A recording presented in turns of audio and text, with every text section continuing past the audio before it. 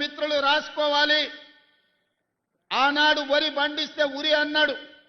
ఈనాడు దేశంలోనే అత్యధికంగా వరి పండిస్తున్న రాష్ట్రం తెలంగాణ రాష్ట్రం. మూడోసారి భారతదేశంలోనే వరి ఉత్పత్తిలో మొదటి స్థానంలో నిలబడ్డది.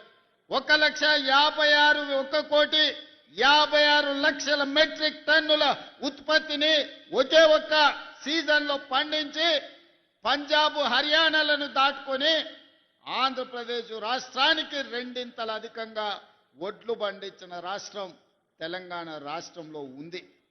మరి ఆనాడు వడ్లు కొనమంటే కొనకపోతే కల్లాలలోనే రైతులు ప్రాణాలు వదులుకున్నది మనం చూసినాం. పోలీసులతోని లాఠీ చార్జీలు చూసినాం.